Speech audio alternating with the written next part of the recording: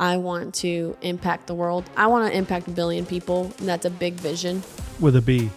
Yeah, 1 billion people. Yeah. And it's going to take a lot of failures, a lot of successes, lots of learning. And I have the confidence that I will get there. You know, I don't have a time frame. You know, Right. I'm 29. You got a lot of life to live. I've got a lot of life. Even if I were to live till today or till tomorrow, I think I've shared enough stories or my story out there that, you know, if people share it, they'll impact millions and millions and millions until it reaches 1 billion. I have the faith that it will happen and that it's currently happening. Hey everyone, and welcome back to Hustle on Purpose. My name is GT Ikard, and today we have a very special guest, Elva Rosas. How are you? I'm doing good. How are you? Good. I'm so glad you made it out today. It's good to get to talk to you again. Me too. It's a rainy day, but I made it out here. Yeah. We gave enough time for shirts to dry off and Yes. all of that. So we're all dry and ready to go. Hopefully it doesn't storm too bad, and hopefully we get this done before the emergency test system goes off this afternoon. Yes. It's at 1:20 today. Yeah. So Hopefully we get it done before then. So, well, for those people listening and watching that don't know you, give us a little bit of a background, how you got here, what you do, all that stuff. yeah. So my name is Elva Rosas, and I was born in Seattle, Washington, raised in Arkadelphia, Arkansas. What's brought me back to Arkansas is literally entrepreneurship. That's my background. My father was in the restaurant industry for about 30 years. So I know that industry pretty well, from small businesses to big corporations like restaurants at Disney. And currently I am the director of customer success for a freelance marketplace called GoLance. So I have understood all the ins and outs of how to scale much larger businesses as well. And currently I am doing some real estate investment. So that is the main reason why I'm sticking along with GT, to kind of learn the ropes, the ins and outs. And I have officially started a new media company called the Simplicity Project. So I'm very excited to kind of share a little bit about my story. Yeah. That is awesome. I mean, those are all reasons why I wanted to have you on, because we're really just trying to highlight entrepreneurs and what they're doing and dive into their story and figure out, you know, what led them to choose this path of entrepreneurship, because it's wonderful and amazing and terrible and awful and a little bit about everything. Right. A little bit of everything. But, you know, people like you that continue to do it, continue going down the path, not being happy with where they're at, not necessarily not being happy with where they're at, but it's, you know, life is not a trial run, right? Like Correct. We only get one shot at living our life. Yeah. And regret is one of my biggest fears. I just don't want to, in my case, since I'm religious, like I don't want to get to the pearly gates and wonder, like, you know, what I could have done if I had done everything that I could. Yeah. You know, I want to finish empty, right? Yes. Like I just want to like leave it all out on the field, do everything I can to better myself, my business, my family, my community, my church, all of that. That's right. It's all about multiplying those talents that are given to us, you know, and a lot of the times, you know, during the seasons, you develop new talents and new skills that you're not very knowledgeable about. I mean, right now I'm starting real estate investment, went from commercial real estate, had eminent domain on that property unexpectedly. So it is pretty interesting when you have a large sum of cash, you know, hit your bank account and you're like, what the heck am I going to do now? You know, and having to wait almost 2 years, because dealing with the state of Arkansas or any state, they have a lot of restrictions and regulations and processes and procedures. And now I'm moving into multi-living residential property. So it's a monster. I mean, there are so many things that you should and shouldn't do. But you've got to understand that these are skills, you know, these are skills that you have to develop, and you have to ask questions in order to be able to accomplish what you know that you can accomplish, you know, and sometimes you don't feel like you can accomplish them. And you surround yourself by people who Yeah. believe in you, who believe that you can accomplish it. That's what's helped me really, even take the initiative in starting a media company where I don't know anything about videography. I don't know anything about making content. Me either. Are people going to care about what I say? Yeah.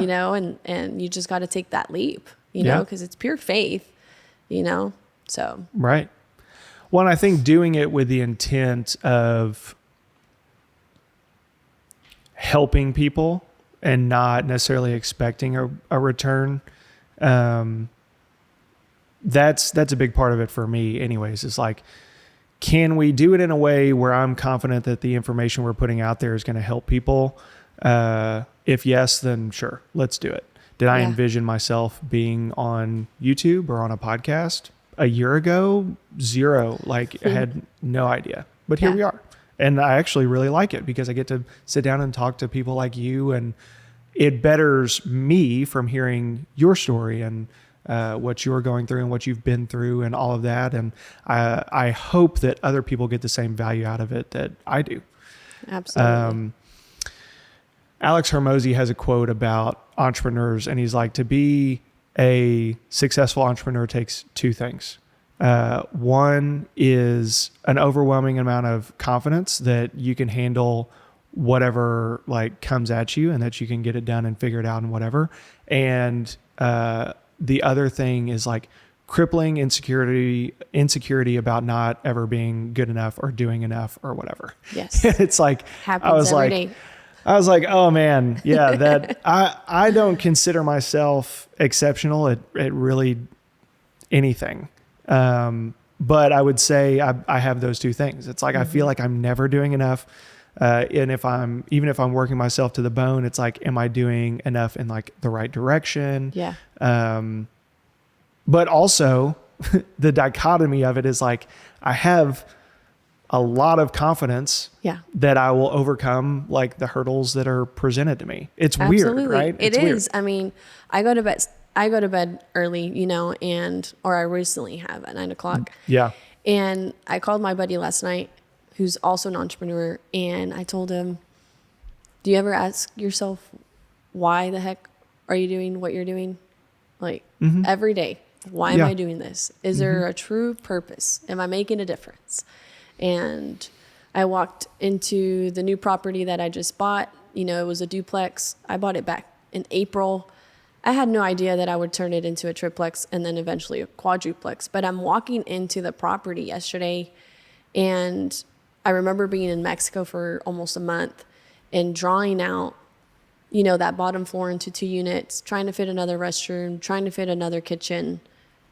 Gave that little drawing to my contractor, walked through the property.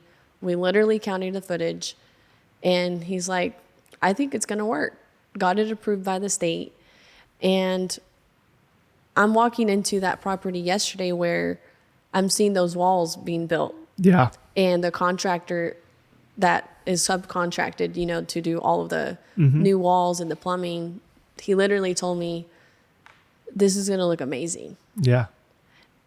And it's just all from an initiative of saying, I'm just going to draw it out on a piece of paper, on a napkin. This is my idea, but I have that confidence. I know I can get it done. I know I can't get it done with my own hands, but it will require a team, you know, and you're right. I mean, every day it's what am I going to do with that triplex or quadruplex? Who am I going to be able to bless with a room, with a kitchen for them to be able to live in? Right. Because right now housing is difficult. I mean, it's not really affordable. And for me to be able to own a property to not offer just 2 units, but I'm like, how can I bless 4 people? How can I provide 4 units? And it's a win-win. So yeah, I definitely think that we have those thoughts. I always think about, business mindset coach that I've hired recently. It's, toxic thoughts produce sickness, and a typical symptom is I'm tired or I'm drained. And those are the thoughts that we have always kept. I'm tired. Yeah, I'm always tired. I'm tired. I remember, my friend Diana, she would literally get to the point where it's like, you want to do this? And she would be like, I would say, I'm tired. I'm too tired. And I would just sit on the couch and do nothing repetitively. I'm tired. I'm so tired. And those are toxic thoughts. Oh, yeah. Instead of taking the initiative and planting great thought seeds, and saying, I'm not tired, or even though I'm tired, I'm not going to function on how I feel. I'm going to function on how I know that I could get this done, So there's just, this season that I'm in, I've just invested a lot into my mental health. And I think that's kind of why, I've decided to start this media company called the Simplicity Project, because so many people, I come from a spiritual background too, but right. I come from the business world. My father was in the industry for 30 years in the restaurant industry. The restaurant industry, which is tough. I was where was I yesterday? Buffalo Wild Wings. It took about an hour and a half to get my wings. They only had like 2 servers. And I remember telling my friends, this industry is tough, and the server was having a bad day, and you could just tell, and she would share how she's feeling. And I'm like, man, I remember me, myself, and I serving, when it was chaos in the kitchen and people were backed up, or we had a shortage in servers. And now we're having to, serve more tables in our section that we should be able to handle. And those are the little things that I remember, because that was my upbringing, church and working at a restaurant since I was 13, not working, but like helping, understanding what is it to wash a dish. Was a family business. Like you got to work. You build a business together with your mom and dad.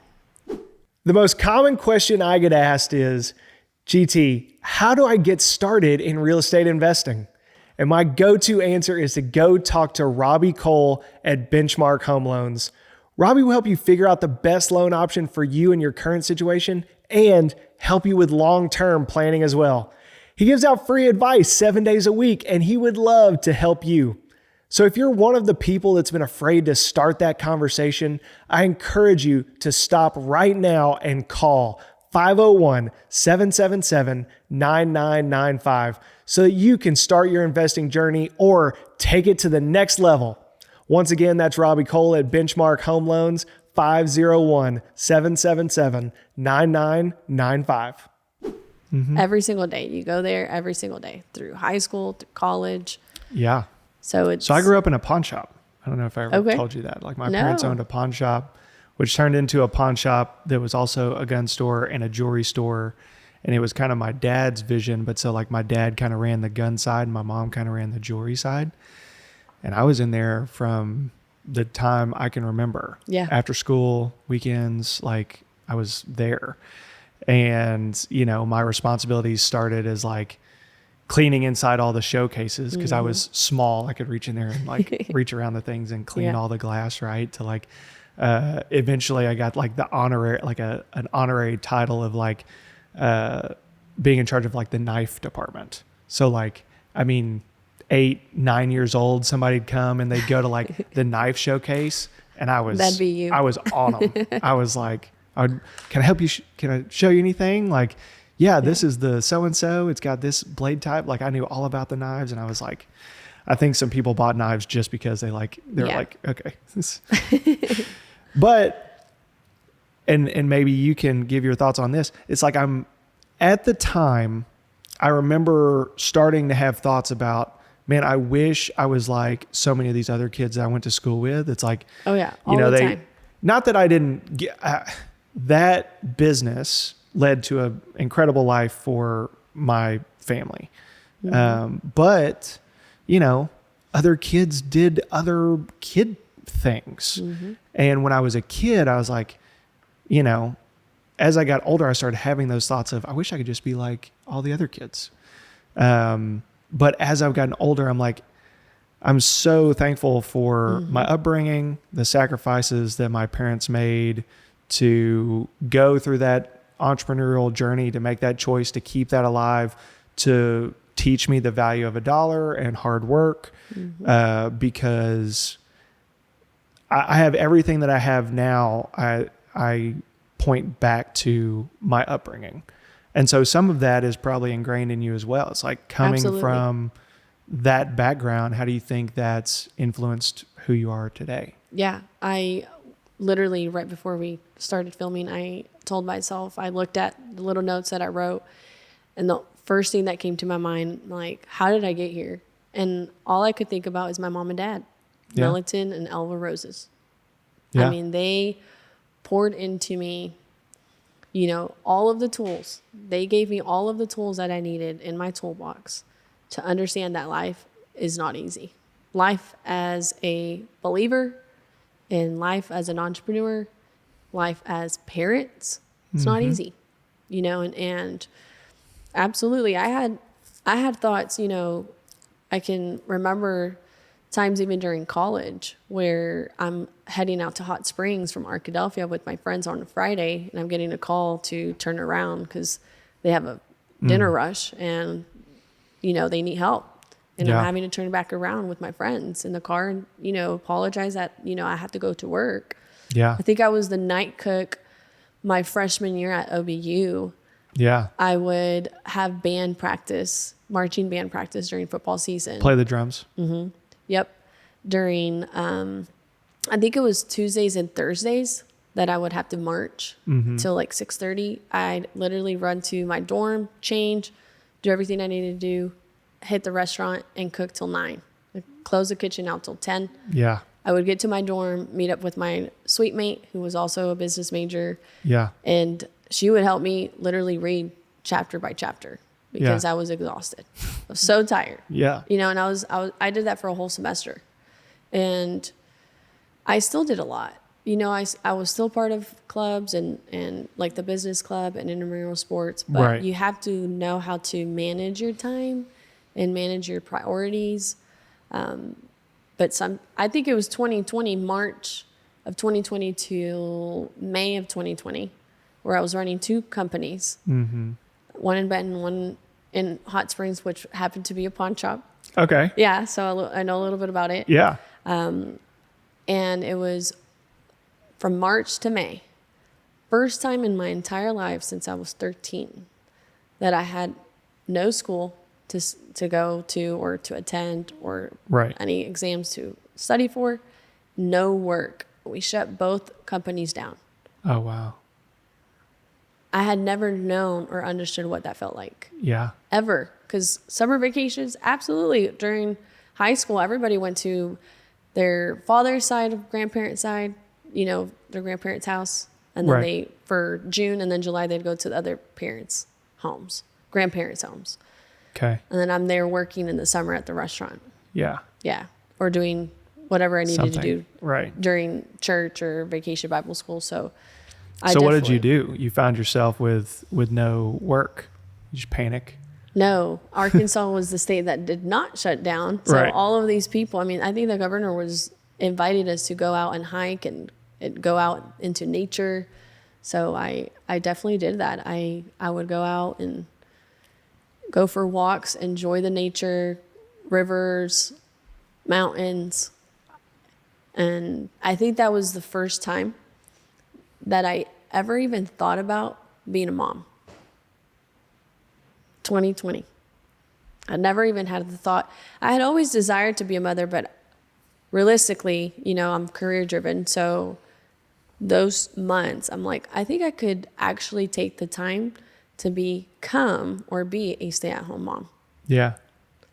Because I had no distractions. I had no other things pushing me Right. or driving me to Yeah. that I need to get these things done. So yeah, I had a blast. I had so much fun. I think I even managed to go to Orlando on one of those flights, even with my Yeah. mask on, and still had a great time with my family down there. So Well, kids are awesome. And I can't speak to motherhood, but fatherhood is amazing. I can imagine. You know, if it's part of your plan, then it'll happen. It'll happen. Absolutely. And all I can tell you is like, with you walking in and seeing, you know, your duplex getting turned into a triplex or a fourplex, it's a really cool feeling to go from an idea on paper to a physical reality. Correct. Like I remember building this office, and this was one of the first things I ever really just like built. Like 2 years ago, this was trees and woods, and it's like had all the dirt work done, had this big slab poured, had this building erected, had it like all finished out. And it's just a small building in the middle of the woods close to my house. But there was something really cool about like that building wouldn't be there if I hadn't like had this crazy idea and like made it happen. Right. Kids are the same way, just on a different level. 'Cause it's way more spiritual with kids. 'Cause it's like, that's something a building and the nuts and bolts and whatever, and you can plan it out and you can pay money and have it built. And it's very like I did that kind of thing. Yeah. With kids, it's similar in the sense of like that kid wouldn't exist like without me. And it's such an amazing, beautiful, wonderful thing. But I couldn't have done that without God. Yeah. And Absolutely. so it's like, it's the same with the building, but I don't know. It's a really crazy, like spiritual experience when you have children. So, and I come from a massive family. A big family. Yeah. I mean, my mom and her sister married 2 brothers. So 2 sisters married 2 brothers. Oh, wow. Okay. Double wedding. And then the first 2 pregnancies were in the same year. So I have double cousins. Some honeymoon babies. Mm-hmm. So those cousins literally look like us. And they have the same set of aunts, uncles, grandparents. Yeah. I think they realistically could be like our siblings because they have the same exact blood. Yeah. Like there's 2 family trees. 2 sisters married 2 brothers. Yeah. 2. Mm-hmm. Yeah. Okay. Yeah. Yeah. All right. The only thing is that they weren't twins. You know how twins marry twins? Then they have like genetically the same baby. Yeah. It's like they have babies they're cousins, but they're siblings. Yeah, well, that's kind of like genetically, us, except that they're not twins. That's interesting. 2 sisters married 2 brothers. Wow. Yeah. Okay. And double wedding. And at the same time. Same time. Yeah. Okay. That's that's really cooking my noodle a little bit. Yes. But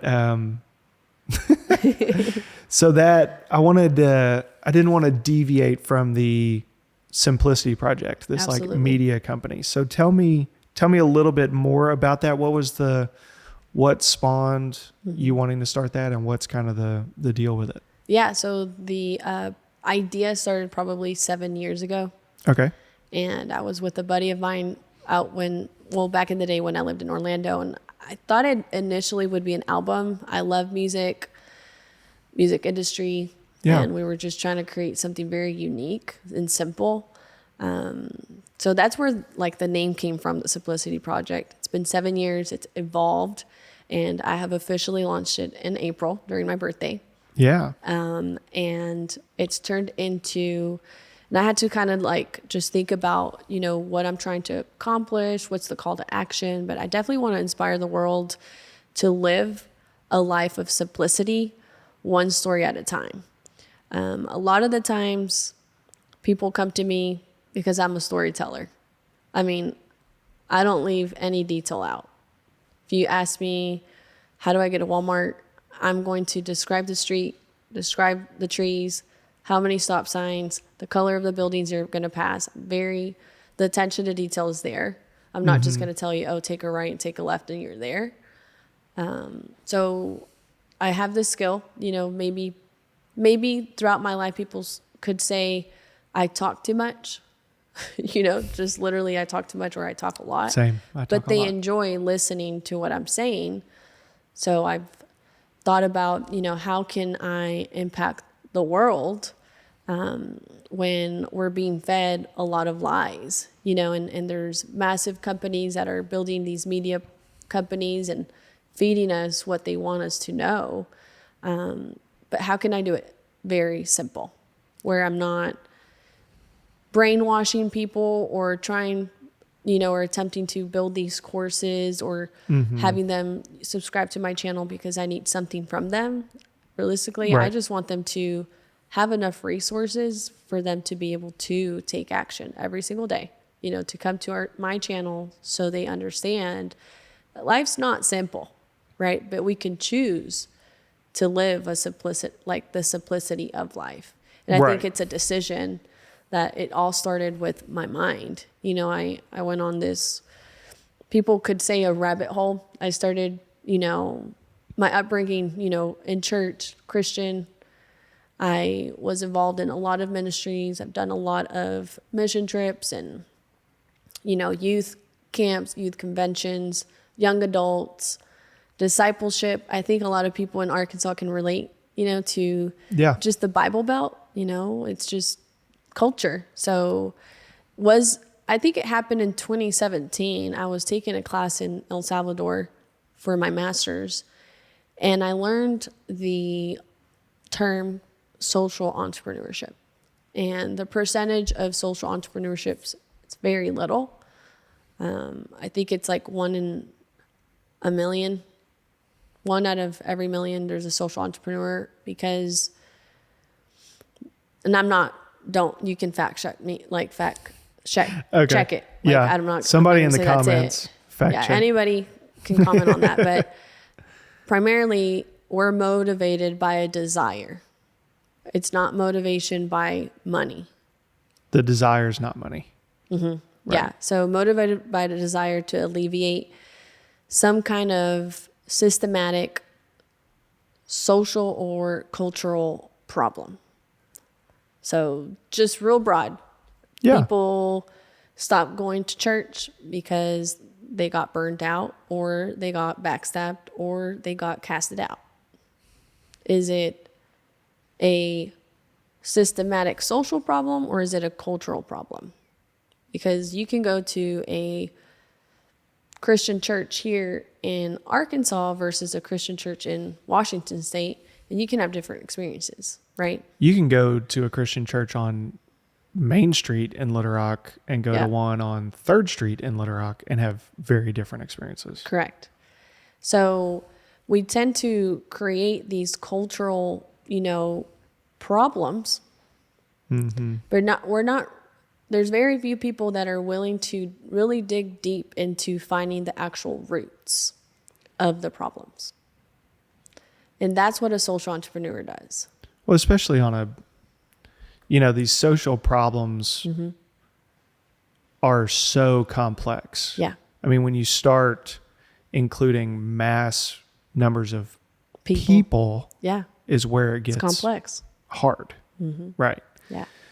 Finding affordable quality property and casualty insurance can be a pain, but Little Rock-based JTS has the protection real estate and property owners need. From liability and property coverage to plans for loss of rent, renovation projects, and more.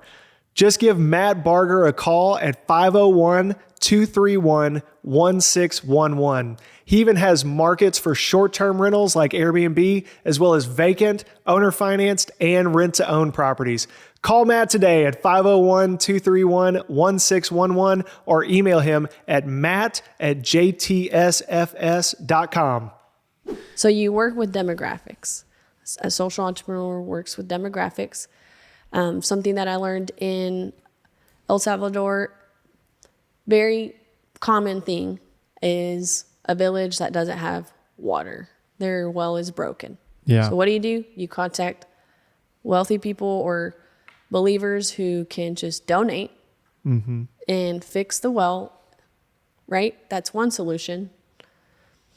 But the solution that the social entrepreneur decided to do is, let's talk to the religious leader in the village, and they will have to ask the community to raise the funds. Yeah. So they feel we're not enabling a village, because sometimes when you just give something to a person, right, there is no lesson. They're not really growing. Right. And sometimes we enable. So social issues as just issues that are environmental or social, poverty, water, there's environmental, anything that you can think about. What they decided to do, and something that I really began to think about, is if you were to raise the funds, they fix the well. I believe a year later, the social entrepreneur went back to the village, and the number one community member that was really excited about the well still didn't have water in his house. So apart from the religious leader, there were community members, Right. like men that raised the funds.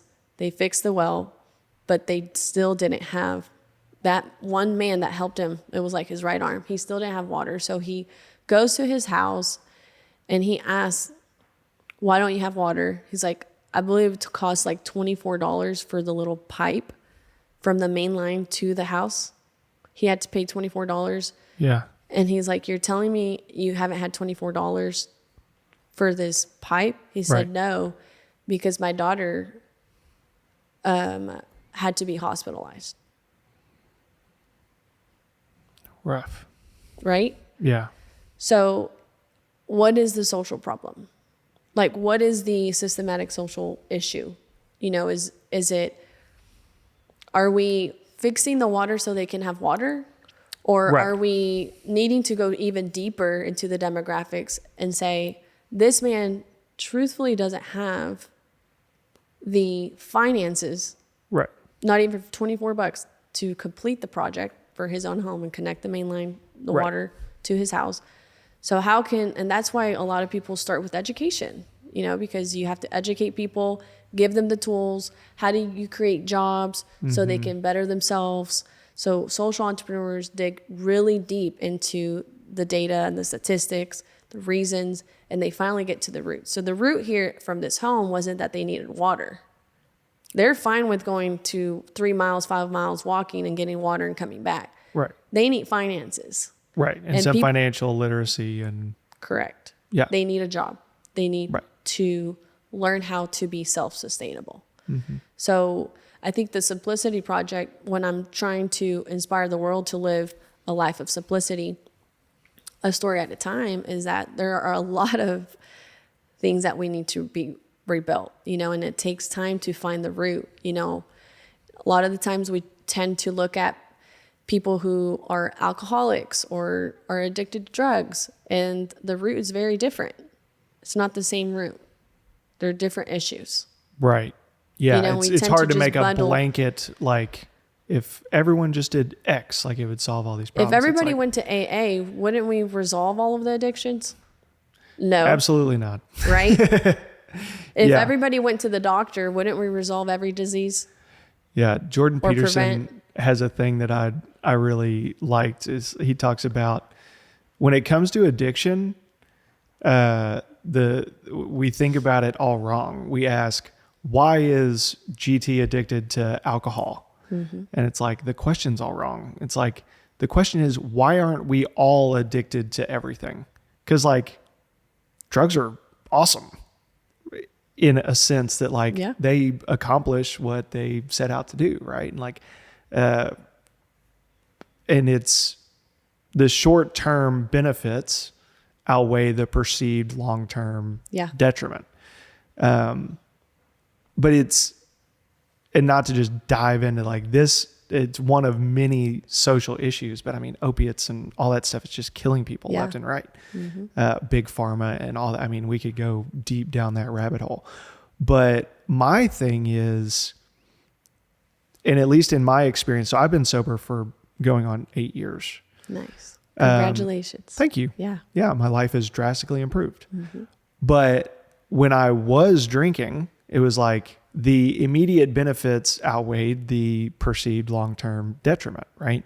I didn't think I had enough to lose by drinking, right? It's like once I stopped drinking, I started it's like if you give a rat a mountain of cocaine, it will do the cocaine until it dies, right? Because we are one of the only species on Earth that can plan ahead, make an investment in our future, right? Like the reason we aren't all addicted to drugs is because we choose to make that investment to not do drugs today because I think that investment will pay off long term. I'll live longer. I'll have more financial success. I'll have more spiritual success. I'll, be successful across this broad spectrum of things because I'm not doing drugs today. That's a great summary. I mean, that's literally one of the areas that I've asked, you know, because you do have all of these sort of thoughts of, you know, one of the studies that I looked at is you have twins. They look at their lives until they're 30. Mm-hmm. Their father is in prison for the rest of their lives. One twin is successful, gets married, has kids. The other twin is back in prison. Yeah, it's like nature versus nurture. And then you ask them, and one of them's like, I knew my father was in prison for life, and that's the life that I chose not to live. And the other one's like, I knew my father was in prison, and I knew that's the life that I had. That's the example that was set for me, and I'm a victim of my circumstances. Correct. Right. So it's all about decisions. We've got free will, you know? Yeah. And one of the areas where I had never really even, you know, dipped a toe in was my mental health. Yeah. Ever. Because I'll tough it out. if you're born and raised in a church, I mean, Jesus is sufficient. He's at our everything. Right. Why are you anxious? You should just. Why are you stressed out? Right. You know, why are you having these evil thoughts? Oh, ye of little faith. Literally. Right. So you get to the point where, okay, I'm 25 years old and I've got some serious mental issues that I didn't know there were mental issues because of my upbringing. You know, there are certain cracks in my foundation that I needed to go back to and kind of just figure out, why is it cracked? Why do I believe the way that I believe? Why do I think the way that I think? Yeah. And deconstruction. I mean, it is deconstruction. And I've got great parents. I mean, for you to find people who have mom and dad nowadays, it's very difficult. Mm-hmm. You know, they come from broken homes, they're foster, a minority for sure. Adoption, or they raise themselves complete orphans. So I've got a solid foundation with mom and dad, and I have a spiritual life, which nowadays it's uncommon. It is. You know? Check two boxes that are in the minority for sure. I've got skills that, you know, were ingrained of hard work will pay off. You know, you got to work. You still a good cook? I'm an amazing cook. Yeah. I Nice. cook really well. But it got to the point when I was 25 where I just got fed up with myself. I said, I'm 25 years old and I'm miserable. It was about 25 for me as well. It was about the Where time I'm like, I was like, yeah. I've got 5 years till I'm 30. I'm single, you know, not even dating. And I am running 2 businesses that at that point was a bottling barbecue plant and a pawn shop. A bottling barbecue plant. Yeah. We So bottled barbecue sauce for the Okay. state of Arkansas for a couple of restaurants. Okay. Awesome. And so I learned that industry, the co-packaging industry. Cool. And then I learned how to sell gold and silver, pawn shop world, all of that, collectibles. Yeah. But yeah, it was just everything depleted because I was there day and night. I think I was working 16 hours a day for 2 years. Yeah. I mean, straight out of college to that for 2 years. Yeah. Where the vision is, I'm going to take this company public with my business partner. Business partner has a wreck. It's like, I've got to make some changes, create a strategic exit plan for myself. Yeah. Because I'm not going to move forward with this. And yeah, 25 years old, February of 2021, I left to Mexico for about a month. That's when I started to rethink about all of the same cycles that I saw, all of the same commitments that I would make. I mean, I'd help so many people with their businesses, so many people with their dreams, their visions, their goals. I mean, I would, you know, pull up my sleeves and say, we're going to get it done, you know, very encouraging. But I would never really receive it back. So I'm like, there's a missing piece because I've been pleasing people and I've been trying to make it work and have this idea that eventually I will receive it, you know, maybe when I'm 50. And I'm like, why can't I receive it now? You know, what can I do differently? Yeah. So that took me into, I understood social entrepreneurship. Like, I'm not driven by money. You know, obviously you've got to make money to be able to get things done in this world. You've got to have it. Helpful tool. It's a resource. And I learned how to make money. You know, that's good. But with that money, how am I going to make a positive impact into this world? Where, Yeah. I mean, just the restaurant industry, I went through a lot. Just understanding just how tips worked, how you pull tips, you have to share tips, how managers don't want to comp the food. So if they don't comp food because of, unsatisfaction, they're not going to leave you a tip because they're upset. So you're having to pay for the restaurant's mistake. So that industry taught me a lot. The bottling plant, pawn shop, gold and silver. I was able to learn a lot of, if I were to have a business myself, just my business, these are the ways and my motivation of why I'm going to build it, and that's the sole purpose of the Simplicity Project. I want to impact the world. I want to impact 1 billion people, and that's a big vision. With a B. Yeah, 1 billion people. Yeah. And it's going to take a lot of failures, a lot of successes, lots of learning, and I have the confidence that I will get there. I don't have a time frame. Right. I'm 29. You got a lot of life to live. I've got a lot of life. Even if I were to live till today or till tomorrow, I think I've shared enough stories or my story out there that, if people share it, they'll impact millions and millions and millions until it reaches 1 billion. I have the faith that it will happen and that it's currently happening. So I went through this season from 25 to 27 where I decided to look into my 5 pillars. The Simplicity Project, the foundation of the Simplicity Project are 5 pillars. And what are those? The 5 pillars are, I want to start off with mental, financial, social, physical, and spiritual. If your mental health is not where it needs to be, it will affect every other pillar. Yep. And if people want to ask me about biblical, back it up with the Bible, love the Lord with all your heart, soul, and mind. Romans doesn't tell us to renew our heart or to renew our soul. It tells us to renew our mind every single day. Yeah, that's true. I've neglected that quite a bit as well. And looking at that list, it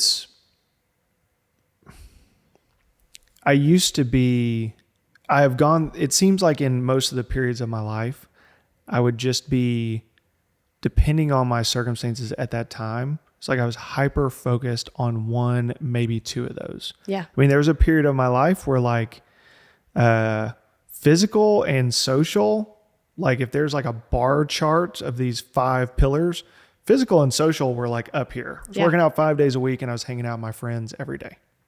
And like those areas of my life, through the roofs, off the charts, right? Yep. Then I've had areas of my life where like it was purely finance. My goal was to build these businesses, make as much money as possible.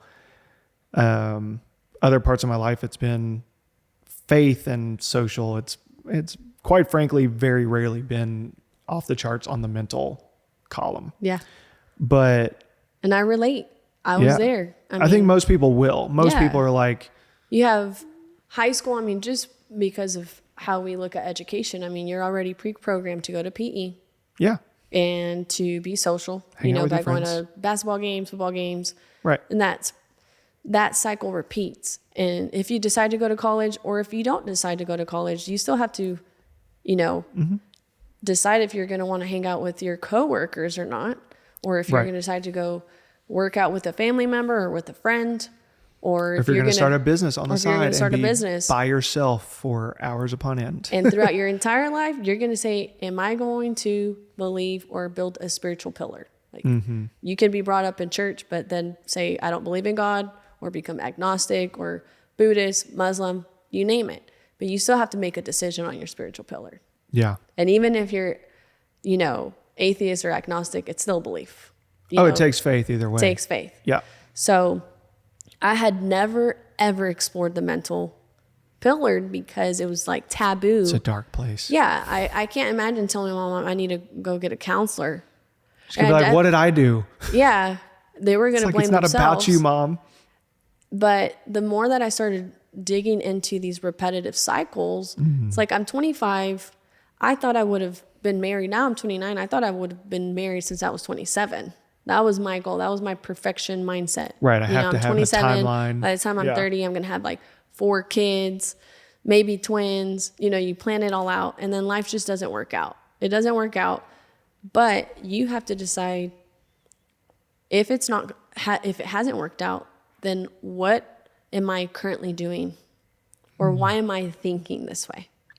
Yeah, you can't sit around and be a victim. Correct. It's like if you're not analyzing the problem and looking internally, the problem, not that being single is a problem, but like if you're not getting the outcome you want, like that Earl Nightingale quote, we're all self-made, only the successful talk about it, right? Yeah. Like whether you're getting the result that you want or you're not, it all kind of comes down to you. Yeah. Well, I mean, people watching, it's like, hey, hit up Elva in the comments. She can cook. She can play the drums. She's a believer. Like she's got businesses. Like what else are y'all looking for? Hit up Elva. We'll turn this into a dating app. Well, you know what? I'm available. There you go. Somebody reach out. Well, I definitely want to, thank you for this opportunity because you are my first podcast that I've been a guest to. So this has been a wonderful experience. Obviously, we're not done yet, but I definitely want to explore more into the mental pillar and then talk about the rest. You earlier, right now, you mentioned that there were seasons in your life where you were social and physical. Most of my life, I've only been spiritual. Yeah. I've never been a gym freak or running every single day and super fit. I mean, I like to run, but it hasn't been a consistent thing.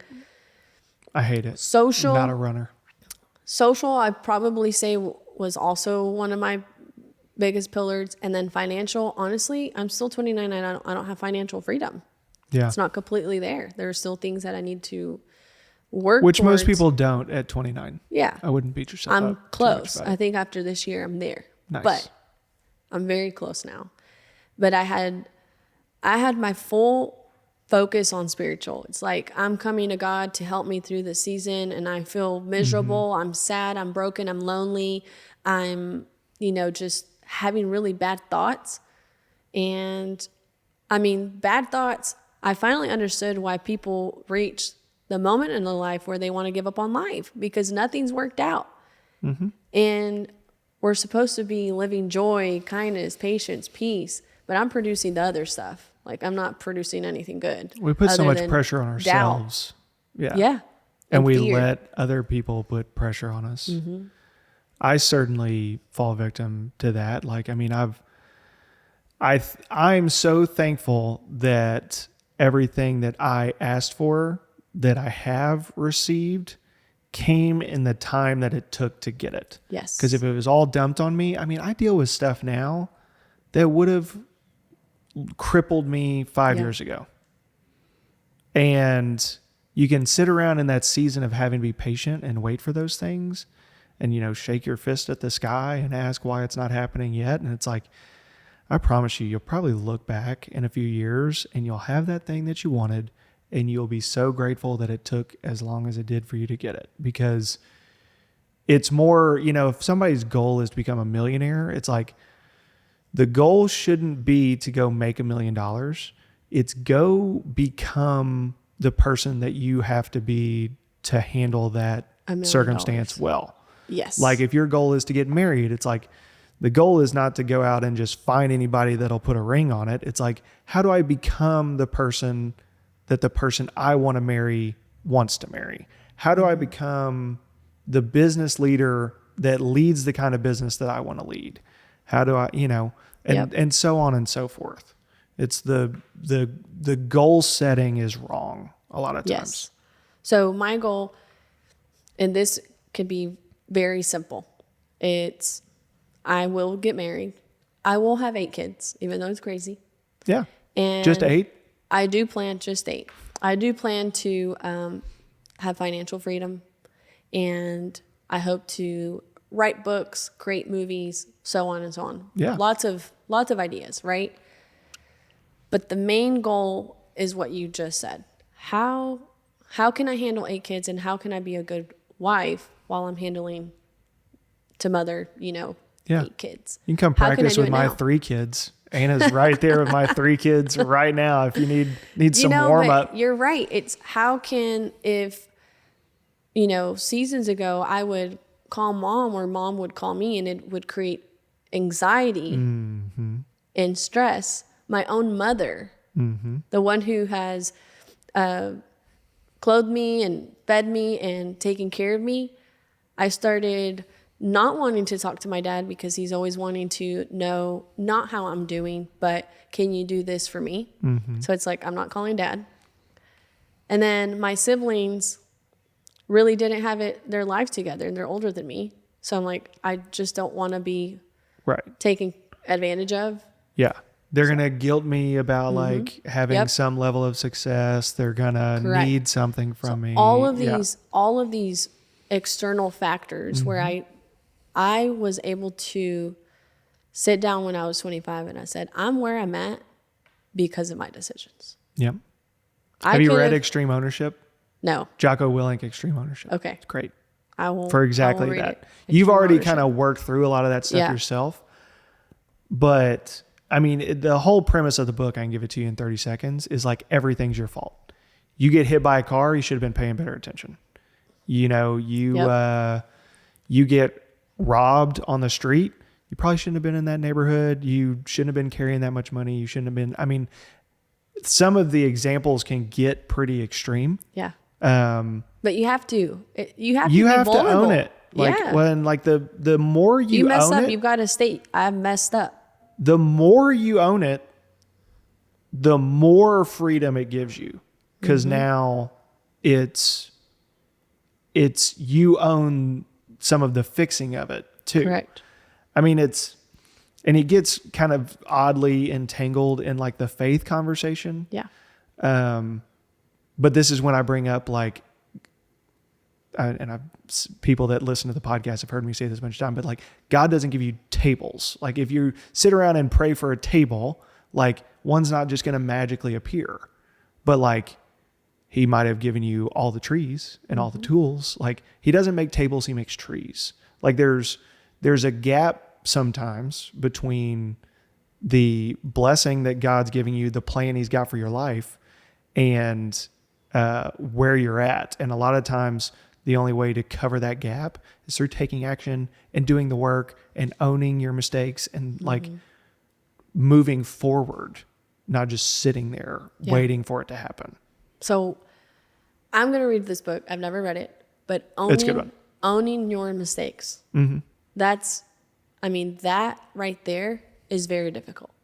It's actually very difficult. It's more difficult for people who have faith than for people who don't. And I ran into that. I ran into people who are in the world who don't go to church, they could care less, would be willing to share about, really detailed issues that they've had with their parents or their addictions. Like they wouldn't really like sugarcoat it versus believers who care about their reputation the most and their institution, they would hide it. So I found that in my foundation that I wasn't willing to share real Elva. Because of the reputation, because we are the Rosas. We're the ones that have helped plant many churches. We've supported a lot of people financially. We've done it all. I mean, every type of ministry, worship, kids, adolescents, women's, men's, conventions.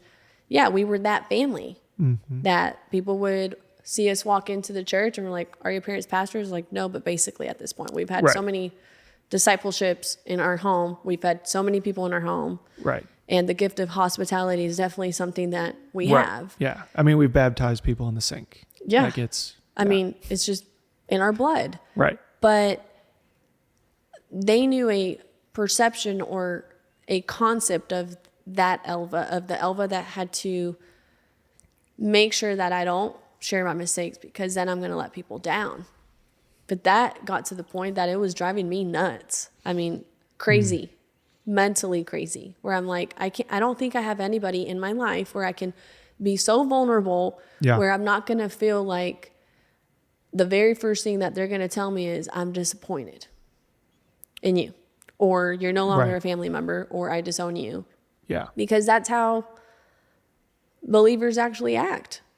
Yeah, which is really, I mean, it's sad, but it certainly happens. I mean, it happens all the time. I mean, if I have a daughter and she gets pregnant out of wedlock, she's brought so much shame. Yeah.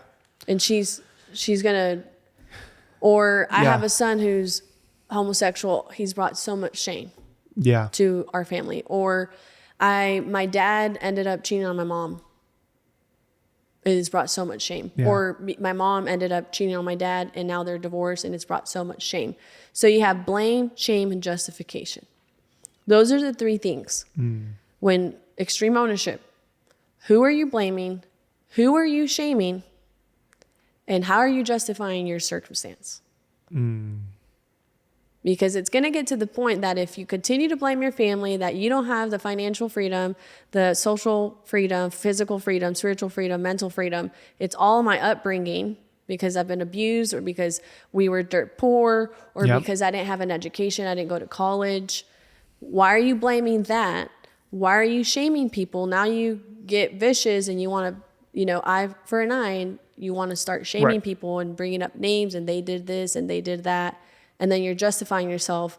I am a 25-year-old, single, not dating, broke, living check by check, 25-year-old, single woman.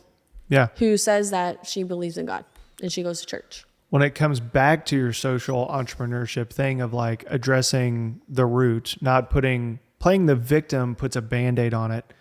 It's just like, it's almost just like a drug or alcohol or whatever. It's like, it's an addiction. Using that excuse, playing the victim card, gets you out of that conversation, gets you out of, gets you 5 minutes down the road. It gives you a little bit of gratification.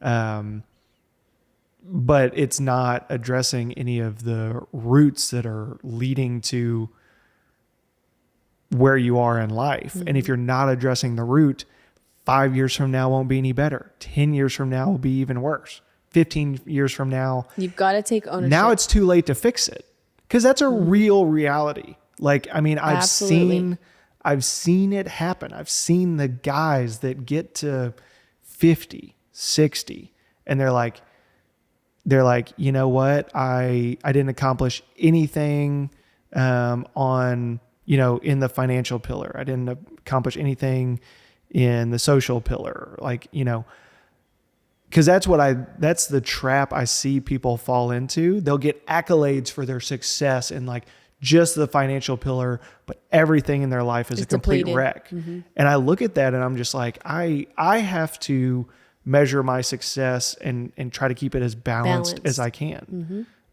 Because a lot of people will sit there and say like, I die for my kids. I die for my wife. I die for my family. It's like, but will you live for them? Cause that's frankly, as like a guy, like it's a lot harder. Yeah. Like it'd be a lot easier for me to just like go take a bullet for my kid than it would be to like do this work day in and day out to try and be a good father that's not only like gives my time, but also like provides for the family and is like a faithful like leader. All that stuff is so brutally difficult day in and day out. And you see all of these, you can group them in demographics because everybody repeats the same cycles. So if you have somebody who's career driven, let's just say finances, you have those who can get married, but they're not home. Right. And then you have those who get married and they are home and they're at every game, no matter if they're not making money, they're at every game because they're living. They are literally living with their family, not dying for their family. And then you can have somebody who's career driven, who's single, and they never go to Christmas with family, Thanksgiving, birthdays. They're just all about, I can't go because I am of running businesses versus those who are like, oh yeah, mom, I'll be there for your birthday. I'll be there for my sibling's birthday. Like I'm going to live with them. I'm not going to say something that 10 years when I have financial freedom, I'm going to do it. Yeah, I'll do this when it's like, correct. It's a recipe for disaster. And it is a recipe for disaster because you can't buy love. Like you just can't. And truthfully, you know, if you're falling in love with your spiritual life, falling in love with your physical life, your social, your financial, and just because there's people that only have skills in their mental health. They're not even, I mean, they know exactly what an extrovert versus an introvert is. They know exactly, you know, somebody who struggles with anxiety, depression, and loneliness, stress, suicidal thoughts. They have a lot of knowledge, but they can't talk to a stranger at Walmart. Right. They don't have any social skills. Yeah. Yeah, and it's... So you have all of these cycles. I judge how I view other people's success differently too now. Yeah. Because I used to fall into the trap of like, that guy or that girl is killing it in the financial part and I want to be like them. And now it's like, I have so much more respect for the people that are making a living, spending time with their loved ones, spending time with their friends, going to church, being involved with their church. Because now I realize after hitting some financial success and immediately realizing, oh, all that stuff they said about, you know, achieving some number in a bank account won't make you happy. It's like I was happy for like a day. Yeah. I mean, I had this deal work out. Same thing with the duplex. Yeah, I found a property that I reinvested that lump sum, but it's been since April, May, June, July, August. It's been 6 months of, it's a lot of work, a lot of headaches. Yeah. And I don't want to discourage people from like accomplishing their goal, whatever. Like all of that is important, but I'm just hope that people believe other people when they hear them say, don't just push for that financial success at the sacrifice of everything else. Correct. Because I promise you, like, you will find it a very empty and lonely place. Just the same as if I pursued nothing but like just my family or like let's call it the social pillar, I guess. You might find yourself with like a lot of like close loved ones but like, dude, if you're dead broke, like it's a lonely place too. Yeah. I mean, my wife and I my family would support me and still love me if I went dead broke. I'm pretty confident in that. Yeah. But like some money's going to have to come from somewhere. Like wherever. It's just all that to say, like, hyper success in any one of those pillars is just going to leave you. Yeah. Or even just in two, that you have to have a balance. Right. Yeah. You have to have a balance. And I just, if you're watching this and you're listening to this and you've been going to church, you've never been to church, or you have hit the gym every single day of your life or like you've never hit the gym every single day of your life. Why are you laughing? Or you're a social butterfly and you're going out for drinks every single night, or having people over for game night, or going to the movie theater, or watching Netflix and chilling, or call me. Yeah, why not? Or you're really good at your finances and you have businesses, or you're working for a really great corporation or really great small business, or you've decided to have a great therapist who's guided you through all of your decisions and enlightened you with really good resources. That's great, but you need to have a balance. There needs to be a balance. And these are 5 pillars that every single day, when it talks about renewing of your mind, where have I put the most attention to today? Or where do I plan to put the most attention to? Or where would you like for me, Lord, to put my most attention to? Because I don't have to talk to my college friends every single day. Right. I can meet up with them and have a little reunion after a year or two. And if they're really your friends, if they're really my you friends, won't skip a beat. And then, it's great. and then you meet up and it feels like you just met yesterday. Right. Those are real friendships. Yeah. There will be times, I mean, I had to make some setbacks on my spiritual life, and I decided not to do any leadership roles. I only wanted to play drums. No longer leading worship, no longer leading missions, anything involved with kids or young adults or youth. And I said, I'm only going to play drums, and I'm going to really focus on my mental health. And I started looking into doctors who specialize in reprogramming your brain, because we've been given a body, and the body functions according to how your mind functions. Like there are clinical, research or exams or tests that prove to you that the way that your mind thinks, your thoughts, they will affect your physical being. Oh yeah. Yeah. Well, It's just a connection. Your brain's the most important organ in the body, according to the brain. Yeah. Brain's also the only organ that named itself. I did not know that. 'Cause Where's that from? Like somebody's brain came up with the word brain, right? There's no other organ that's named itself, just the brain. You're right. You're right. Fun food for thought, shower thoughts. Oh my goodness. I'm going to have to look that up. That threw me off. I'm like, the brain, you're right. Yeah. It named itself. Yeah. The brain. But and yes, it is the only organ. Your thoughts, dictate. Yes, thoughts can affect your physical being. So my thoughts up until 25 is I am very tired. I'm exhausted. I've worked since I was 13. I wish I was married for somebody to take care of me, or I wish to have 8 kids by now, own my home, retire my parents. 8 kids is a lot. You keep bringing it up, and I'm traveling like, oh my the God. world for the rest of my life. I get sweaty palms. All of the every time I know, you say it gets 8 everybody kids, like, I'm like, what? oh my 8, gosh. 8? Just logistically, like even my 3, like It's just a lot. getting them from A to B is like so hard. Hey, but if you can handle, how many properties do you have? 90-ish. I mean, You don't have to keep them alive though. They just like, I know, but I don't even know where half of them are. Like I couldn't even like point them out to you on a map. I'm not saying that kids are an investment, but Yeah, there are there's an lots expense of there. Similarities. I feel like if I'm able to be involved in several businesses or partnerships, I feel like I'm equipping myself for what's to come. Yeah. Oh yeah. Like it's just a good way to become a better version of myself. Yeah.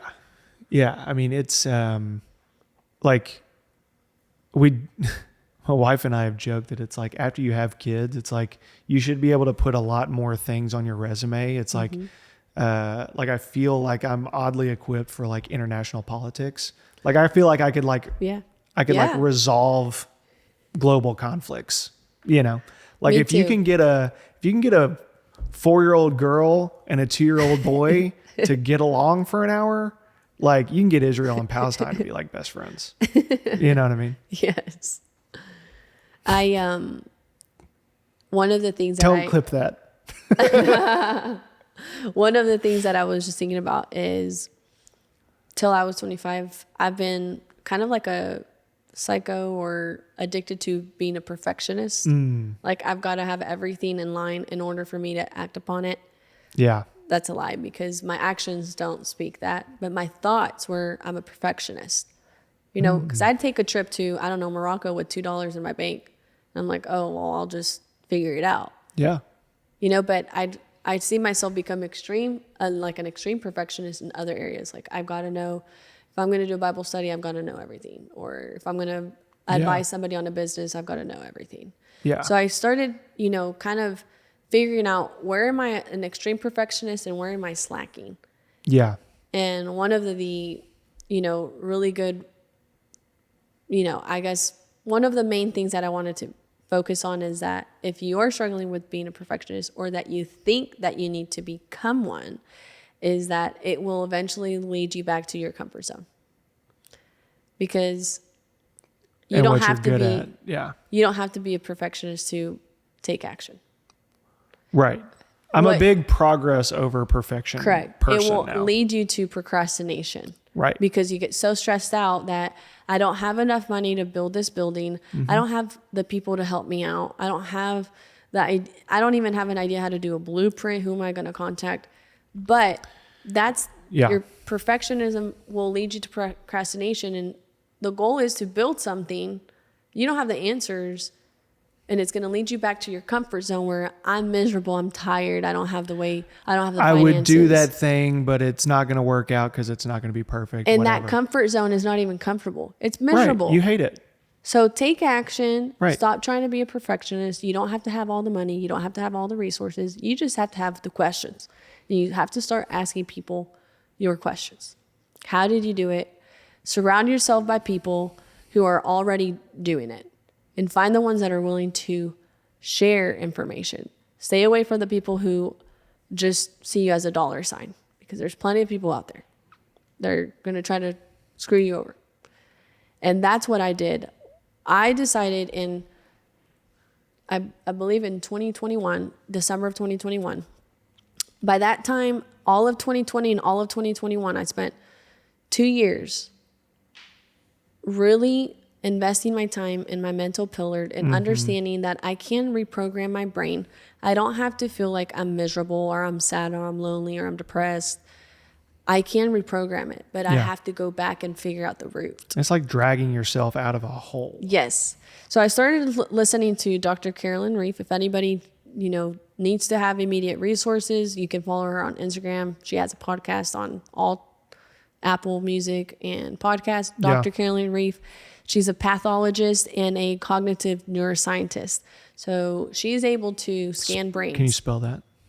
Pathologist. I spelled it right here. She's a pathologist and a cognitive neuroscientist, and she always does these studies on the brain and how trauma, it can affect you and make you behave this certain way or make you think this certain way. So I started really investigating, what happened in my childhood, in my teenage years, adulthood, and I started to dissect, deconstruct, and I said, okay, something really, really big happened when I was a child. Sexual abuse, pretty common, right? I've healed from that. And it's very vulnerable because a lot of people don't want to talk about it. And a lot of people don't. Immediately got uncomfortable. Right? It makes people uncomfortable. Yeah. But the statistics is very high. It is very high. Yeah. Because humans are humans and they're evil. And a child doesn't really have a say. Right. And usually if they do have a say, it will cause a lot of problems. So the year that, for anybody out there that is listening, if you normally accept Christ when you're a kid because you go to church. Right. Right? You don't really know what you're committing to. But if something major like that, your parents divorce, your dad dies, your house burns, I don't know, you're dirt poor living under the bridge with your mom, your dad is shooting up heroin or whatever every single night. There's a lot of things that can happen that can create that trauma. So you begin to welcome fear. So I welcomed the Lord in my life, but that same year I welcomed fear because there's something major that happened to me and I couldn't share it. I wasn't going to share it because it's shameful. And then you blame yourself, blame, shame, justification, and then you are the victim, and then you live that victimized lifestyle. So throughout all of these years, from 8 to 25, it's a pretty long time that I haven't shared this. Maybe I shared it with a couple of really good friends, but there wasn't ever a solution of, you don't have to think this way, you don't have to act this way.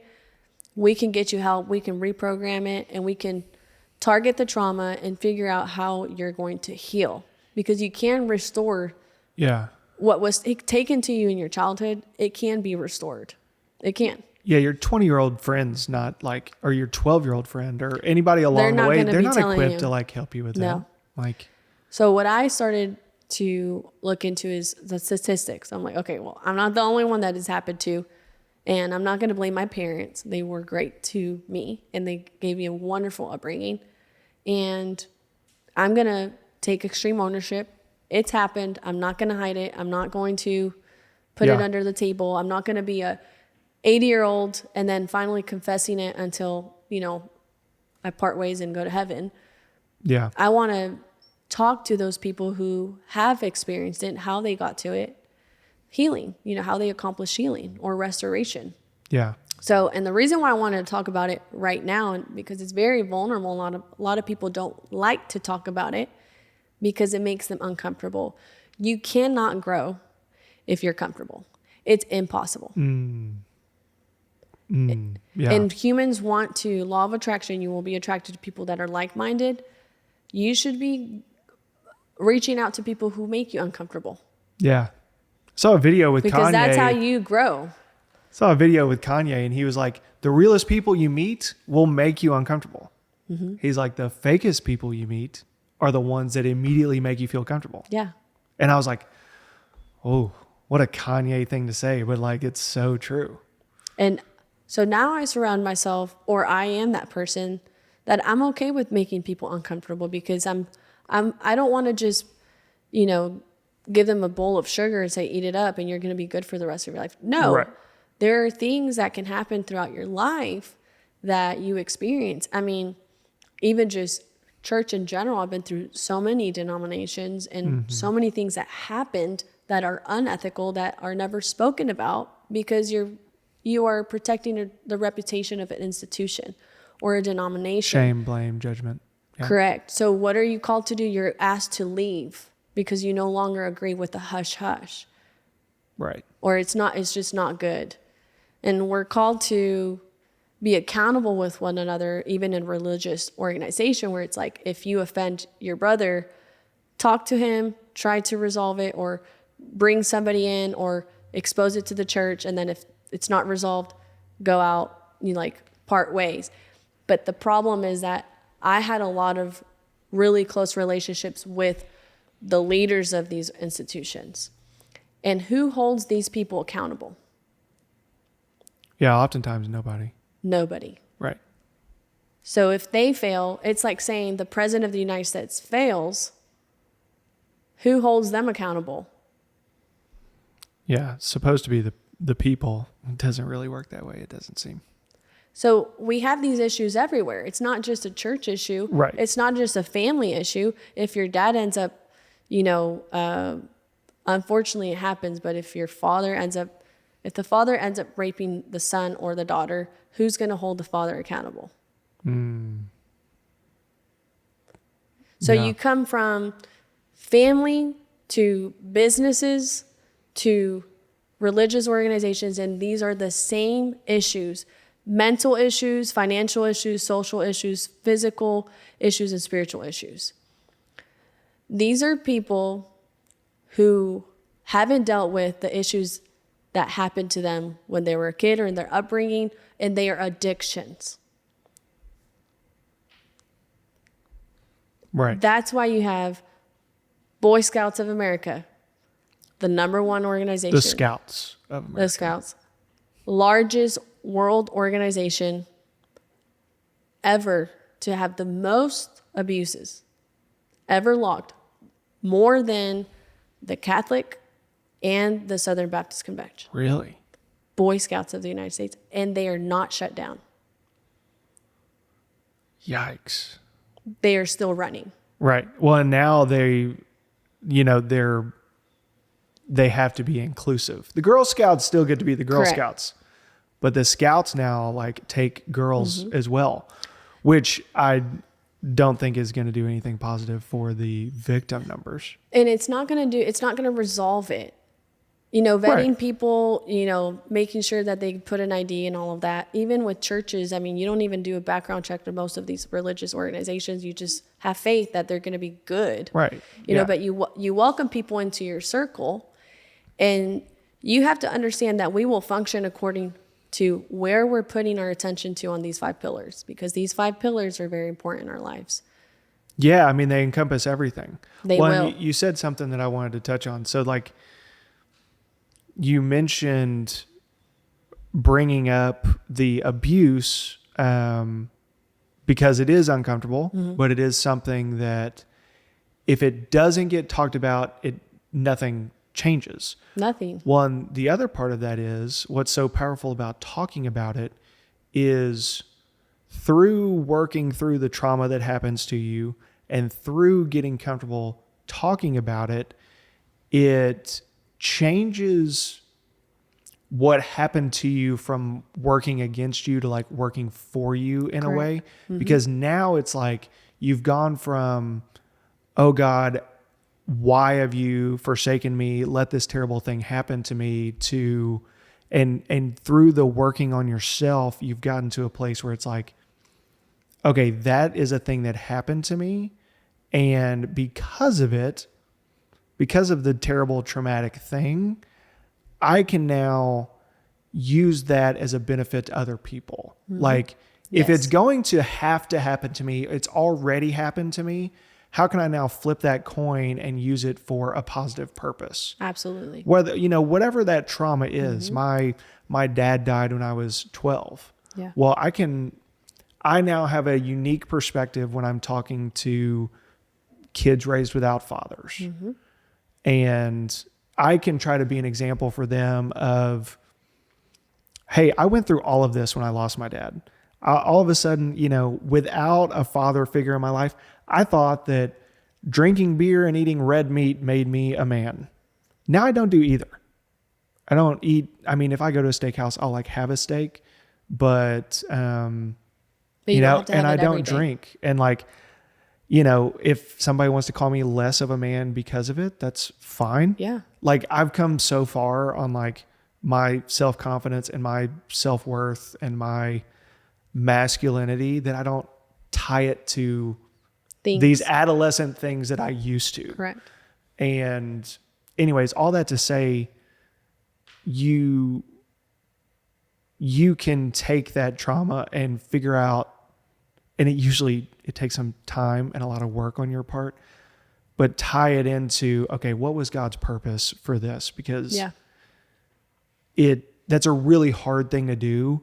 But if you can do it, on the other side of that hurdle is some like really beautiful stuff. Absolutely. And that's the goal. I mean, we've got 8 billion people or close to 8 billion. My goal is to impact 1 billion people in my lifetime. Yeah. Just 1 out of 8. Just 1 out of 8. Yeah. And I know there are people out there. I know that there are little kids, there are teenagers, even now, because now once you're 18, it's like a serious issue because there are adults that can abuse people even mentally or verbally. There's so many different types of abuse that you can have. Yep. But we don't want to be a victim. We want to be victorious, right? We want to be fighters. We want to be warriors. We want to help and assist those who are going through really difficult seasons in their lives because of unfortunate circumstances. But we want to be able to share our story to bring awareness that life can be simple, and I want people to live the simplicity of life, that sometimes all you have to do is share your story. Yep. That if you're just thinking about it over and over and over and over and over, why, my life sucks, my life sucks, my life sucks. Share that. Tell somebody, you know what? I'm 25 years old and my life absolutely sucks. I don't know what to do. I don't know who to contact. I'm tired of church. I'm tired of my family. I'm tired of my job. What more can I do? Yeah. That's where I was. And somebody, Dr. Carolyn Leaf, because of the studies that she began to do, and I began to realize that I've got a lot of conditions in my mind that I need to break and I need to untangle and I need to rebuild my thought process and rebuild new pathways in my brain of how it functions. Yeah. So I understood, I took extreme ownership that I am where I'm at Yeah. because I had been blaming, shaming, and justifying my circumstance. And my only pillar that I had really focused on was my spiritual pillar. Yeah. I was a Jesus freak, truthfully. Yeah.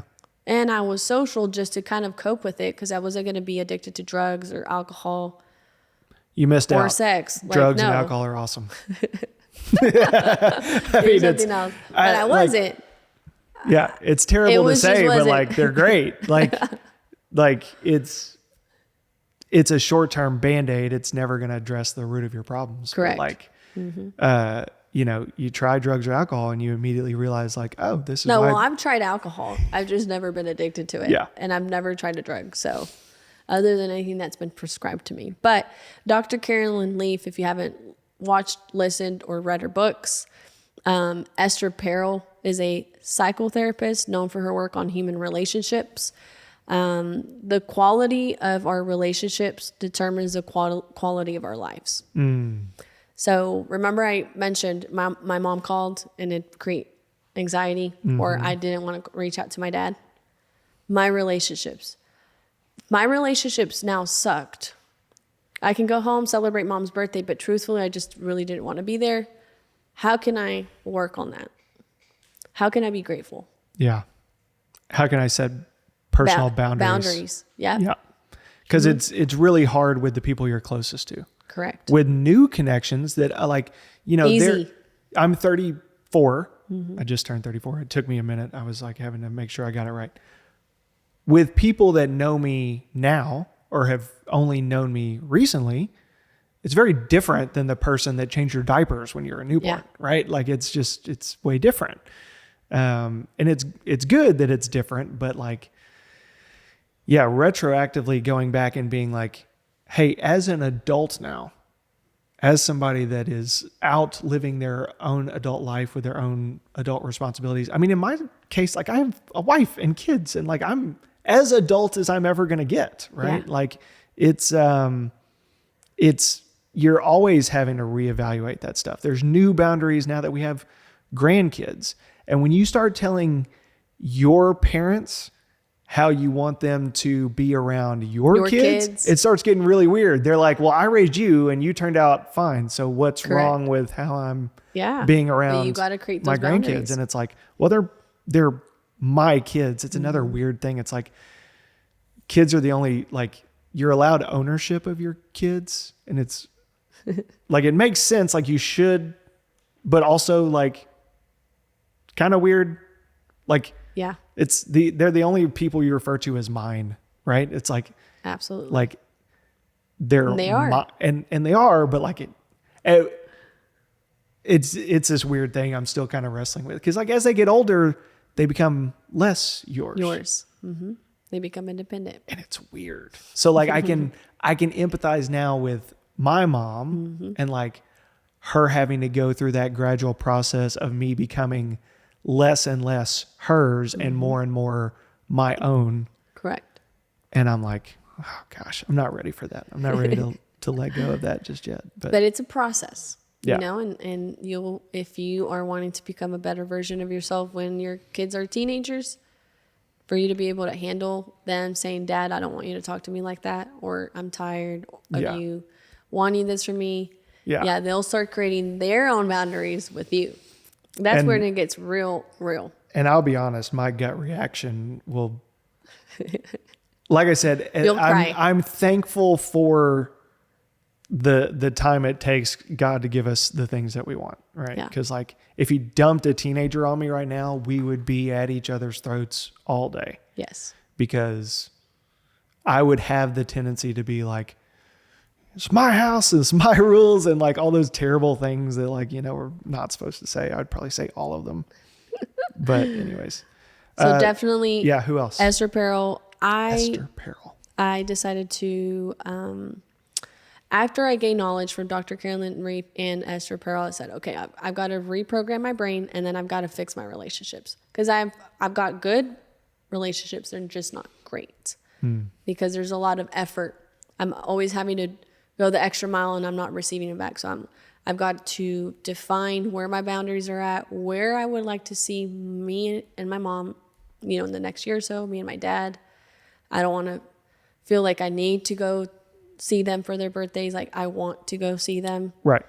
And even with my local friends, I wanted to improve on our friendships and be accountable with one another, not just like comfortable. Right. To talk about uncomfortable things. Yeah. So. Well, and that intentionality kind of freaks people out. Yes. Like some of it gets weird because some people can't handle it and they just don't want to be around you. Well, because like you transition in your life from like we mentioned before, like high school, there's just proximity. You're around each other all the time. It's super social. Like you have your friends and you meet between classes and you do activities together, whatever. But like as I've become an adult, And I've had to like go through this transition with a lot of my friends. It's like, dude, I am so intentional with my time. It's like every hour I'm with my friends, which is few and far between now, dude, that's hours I'm not doing something else. Yeah. Like I'm not just filling my time with time for you. I'm cutting out time I would be doing other things to spend it with you. Mm-hmm. Because like I care about our friendship and I want my social pillar to not just completely diminish to nothing. But like some people, that's weird and really foreign to them. Yeah. It's like the days of you just hitting me up at 6 p.m. to see if I want to come over and like watch the football game. They're like, over. dude, those are over. Yeah. Like I need you to ask me like last week about like this week's game. Mm-hmm. Cause like, and this is not me bragging. It's probably not the most healthy thing, but like, dude, my calendar is full. Yep. It's planned out because it has to be, or everything won't get done. You got to have structure. Right. Yeah. You got to have structure. There's just too many things that need to get done. Mm-hmm. Yeah. So anyways, all that to say, like you will face some resistance when trying to implement that intentionality in your relationships. So used to seeing a version of Elva forever. And now they're like, I don't think I like this version of you. And I'm like, well, I'm trying to become a better friend. Right. If you loved me as a friend, sister, a better daughter. Right. And I'm trying to be who I want to be. Yeah. Not who anybody tells me they want me to be. Right. And your true friends will like that. Mm-hmm. And it takes understand. a lot of effort. Mm-hmm. Yep. Yeah. So I decided to go full on, and I didn't do Christian counseling. I didn't do a regular therapist. I went to a clinical psychologist to start all of the cognitive stuff. And so that she can look at my trauma. And I literally walked into her office and I told her, I'm here because I need clinical proof. I have this background. I have this trauma. I mean, apart from the sexual abuse, my mom lost 4 out of 7 siblings. Goodness and gracious. Most of them in wrecks. And it's not like just my mom's sibling, but it's spouses. And then my uncle and his 20-year-old son in a car explosion. So very traumatic, right? Yeah. Yeah. We're just getting phone calls. They've passed. And it does create codependency, right? Yep. And unhealthy emotional attachments. So I'm going to my clinical psychologist. She is saying it as it is. I've just met you. You're not here to be on drugs. You're here because you want to build this relationship with me so I can put you through these exams. You want to have clinical proof of where you're at, that you're at where you're at because of your trauma, death, grief, all of that. Absolutely. I need it on paper, clinical proof. I'm not here for anything else. And once you tell me where I'm at, I'm going to put all my time and effort to rebuild these new pathways and these new thought processes. I'm going to put the effort. So we did it. I've been seeing her for about 2 years now. And my life has completely changed because my relationships with my parents are better. My relationship with my best friend, my other friends are better. My siblings. Who's your best friend? Diana. Okay. Yes. And how does Des feel about that? She feels fine. Okay. She's pretty close. Shout out to Des and Diana. Yes. Shout out to Des and Diana. They are my current family. Yeah. My instant family because I live with them. Yeah. And do you want to know who's my favorite? Yeah. I'll never tell you. Okay, all right. So Dr. Samantha Short is my clinical psychologist. She's local in Arkansas. And she is excellent because she put me through this process and she was able to listen to all of it. And she said, you sound like a 60-year-old living in a 27-year-old body. You're reflecting on life rather than living. We need to rewind time and we need to get you back to how a 27-year-old acts and behaves and thinks. You don't need to worry about your family's finances. You don't need to take care of your parents. You don't need to build these businesses to feel successful. You need to tell me what you want to do now as a 27-year-old. Let's remove all of the distractions. And I literally said, I want to date. She's like, what do 27-year-olds do? I'm like, they date. She said, that's a very common thing. Let's get you there. So I downloaded an app, started my dating experience last year. It's been up and down, but at least I'm out there. I'm taking action. I'm not perfect. You know, I'm not the perfect candidate, but at least I'm working to become somebody who is willing to commit for a lifetime. Well, you're taking the action. It's like you action. Can't win the lottery if you don't buy a ticket. And I'm not back in my comfort zone where I'm like miserable. I'm not dating. My life sucks. There's Prince no Charming hope. hasn't just fallen in my lap. Correct. I'm not there. I'm taking action. Even though I'm not perfect, I'm still working on my mental health, my financial freedom, social, physical, and spiritual. I'm still working on it. Yeah. Because it's a process and you have to enjoy the process. So Dr. Samantha Short, she's my clinical psychologist. She's actually my first guest on the Simplicity Project. And then Dr. John Deloney, he's a mental health expert. He has several books. I don't remember the one, talks about how we have to decide which stories that have been told to us, which ones are lies. And I think I mentioned this. My parents have this addictive mindset that if we go drop $200 at a restaurant, mom and dad will say, we could have cooked at home. Poverty mindset to condition. If we go to McDonald's and buy a $50 meal, they still would have said the same exact thing. Right. We could have cooked at home. Yeah. They are not living. Right. Yeah. They have that condition and they come from poverty. So it's there. Yeah. I'm not, and running a restaurant for 30 years. On survival mode. Right. Yeah. They know how much it costs for us to have, a paycheck and all of that, the hard work. I'm not going to live like that.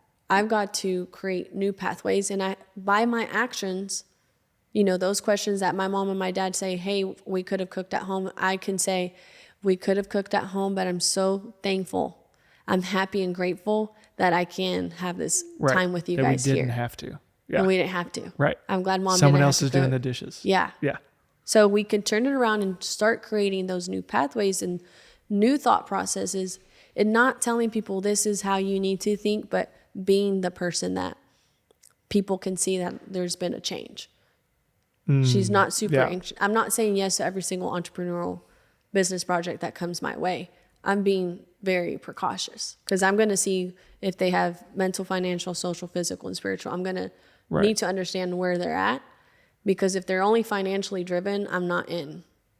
There needs to be a balance.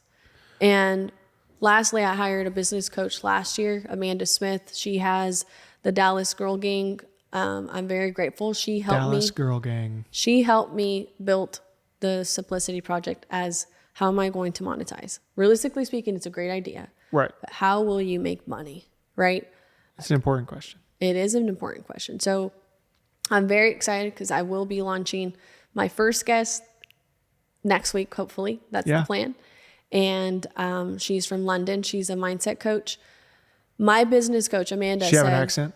Yes. Nice. My business coach, Amanda Smith, said, what is your vision? I said, I want to become a mindset coach. She said, all of your guests, surround yourself by them, learn the game, give yourself 2 to 3 to 4 years, understand what it means, and then you can charge for your service. Yeah. But right now you're learning. So I've all of my guests right now, they're mindset coaches.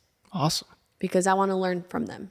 Yeah. And so Nina is a mindset coach, a professional speaker. She's a TED speaker as well and an author. And her story is insane. So I'm very excited to kind of share her story. And then my next guest will be, I recently hired in August a business mindset coach. So I went from business coach back in November to meeting Nina as a mindset coach. And now I've combined them and I've met Joseph Jolshagen. I'm pretty sure that's how I say it. I forgot. I never call him Joseph. I call him Joe, but he's the founder and CEO of GT Coaching and Consulting. Jolshagen. Okay. But he's incredible. His expertise is helping companies when he was in the corporate world, he would literally, any company that would go bankrupt, he would put them back afloat. So one of the ones that he did, they went back from bankruptcy back to $100 million. So he's an expert. I've taken his coaching classes since August, and my mind is sharper than ever. Yeah. I know my vision. I know my goal. I've got the confidence. Awesome. My reality is not my today. My Right. reality is what I envision. And you align yourself to that vision, not to what's happening right now. Yeah, it's like a manifestation. Yeah, which I just pray about it and ask Yeah. the Lord to guide me, but I have to take action. My reality is I don't just want a quadruplex. I want multiple multi-living residential homes. And I will impact 1 billion people through the Simplicity Project. Yeah. And I will help people scale their business through GoLands. You know, as the director of customer success, if you have any type of business and you need to scale it Yeah. with remote workers, here I am. I'm here to Hit help up you. Elva. Yeah. So I wrote this because it's one of the quotes that I've taken from Joseph's coaching is, you were never given a dream without being given the power to make it true. And that's Richard Bach. So I'm a dreamer. I'm a visionary. People have always said, you've done so many things. How have you traveled to 13 countries in such a short time? Been busy. I've been busy.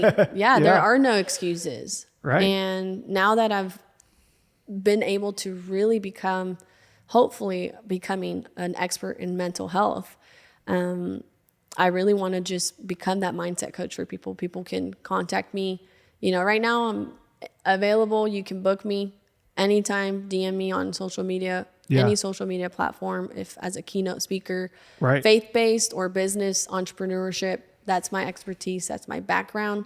Yeah. But I'm And bilingual. bilingual, so I can do it in Spanish or English. Yeah. And that's my background. I mean, I didn't have a mental pillar, so I said I'm going to build one from listening to 2 women, Dr. Carolyn Leaf as the pathologist and cognitive neuroscientist, to Esther Perel, who's a psychotherapist, specializes in human relationships. I took action. I got a doctor myself. I went to a clinical psychologist. She told me, this is where you're at. This is how you're going to become a 27-year-old, go out and date, did it, loved it. And I started reading books. What was the worst date you went on? I think the very first guy that I met just ghosted me, but it wasn't, sad. We had planned to meet and he ghosted me the closer we got to the date. So I think that was a little off. But yeah, I mean, that's not great, but there's no like horror stories. No horror stories. Well, that's good. They've all been great. Okay. Yeah. So All right. then I went to... I was hoping for like not for you to have gone through a bad I've experience. met really but- good men.